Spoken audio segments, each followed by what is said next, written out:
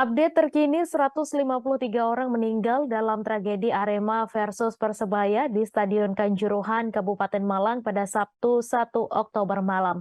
Insiden Arema versus Persebaya terjadi setelah Singoedan kalah 2-3 dari Bajul Ijo. Ketua Panpel Arema FC Abdul Haris turut berduka atas meninggalnya. Haris juga mengatakan pihaknya siap bertanggung jawab untuk penanganan korban meninggal maupun korban terluka.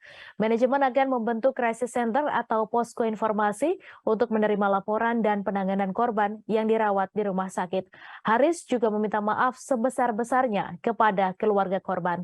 Diketahui dalam pertandingan tersebut, skuad Singoedan harus takluk 2-3 dari skuad Bajul Ijo. Sontak hal tersebut membuat Aremania, supporter Arema, merasa kecewa dan memulai kericuhan. Para pemain lantas berlari menuju ruang ganti setelah wasit meniup peluit panjang mereka. Para pemain Arema dan Persebaya tak sempat berbagi salam untuk penghormatan setelah pertandingan, sebab supporter beranjak ke lapangan secara sporadis. Pihak keamanan pun langsung mengamankan para pemain. Supporter yang turun ke lapangan berlari menuju ruang ganti untuk mengejar pemain. Beberapa dari mereka juga melempari dengan benda-benda tumpul.